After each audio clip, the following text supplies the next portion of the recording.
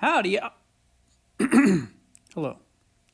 In our next video about how to analyze literature, we're going to talk about studying the setting.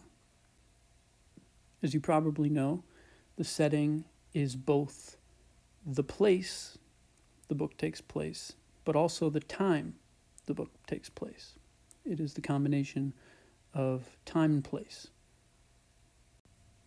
And you have to pay close attention to the setting because sometimes an author will use the setting as a foundation for the ideas they're putting forward in the book. And we're going to continue using Of Mice and Men to look at how John Steinbeck established a setting so that you can apply those same ideas to the book you're reading. So here's some ways you can analyze the setting. Your first job is to determine what the setting is in the book. And once again, the setting is the time the book takes place in, the era. You could have a book that takes place in London, but a book that takes place in London in the year 1351 would be very different from a book that takes place in London in the year 2053. So time is very important. Also, the place the book takes place in.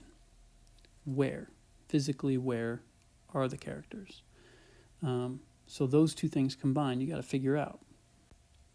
Now for Mice and Men, the time was when it was published. It was published in 1937, so it took place around there. It's a Great Depression novel. And the place, he tells you right in the beginning, is Soledad, California. And he establishes the setting right away. Once you've established the setting, then you can start to analyze it a little bit more deeply. And the first thing you're going to want to do is to find a description of the setting early in the book where the author is trying to set the scene carefully. Find a passage. And Of Mice and Men, that passage is on the first page. And again, just like we did when we were looking at character, you're going to want to look at specific word choice, particularly things like adjectives, how the author's creating imagery. So some of the words Steinbeck uses in that opening passage are deep, green, warm, yellow, and fresh. Those adjectives give a feeling of beauty and calm and peace and comfort to the natural scene he's describing. But then the scene shifts in the second chapter to establish a separate setting.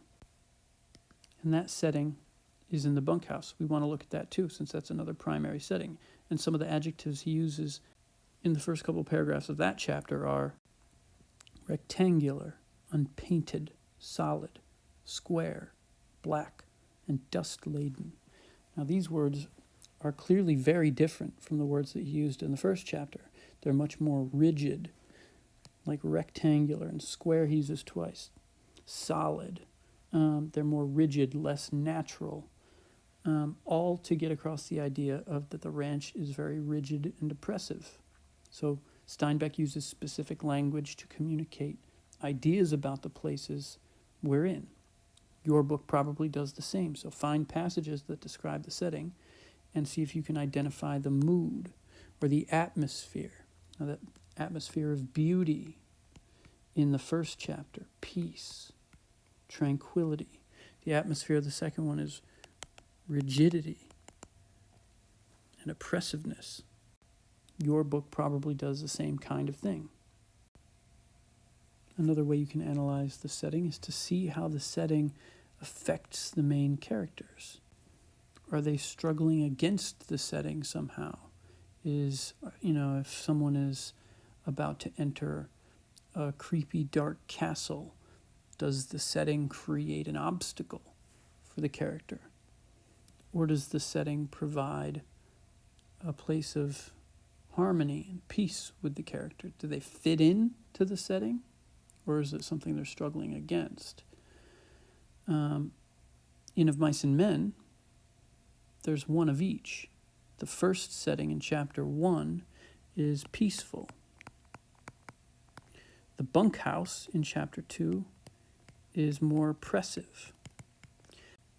And then, of course, we get back to the peaceful place, but it's been infected by the oppressiveness of the bunkhouse. And George has to do what he does at the end of Mice and Men, because the peace of the opening chapter is still there on the surface, but underneath, the concept of death has entered, and George has to do something he doesn't want to do. But the setting provides the background for all that stuff, and I'm sure it's the same in your book too. So how does the setting affect the main characters? Take a look at that and you'll find some things to think about. So the setting is often an underrated aspect of a book. People don't think about it all the time, but good authors take the time to establish settings that further the ideas they're trying to communicate. So take a look at the specifics of the setting in your book and see what you can come up with. Mindeman out.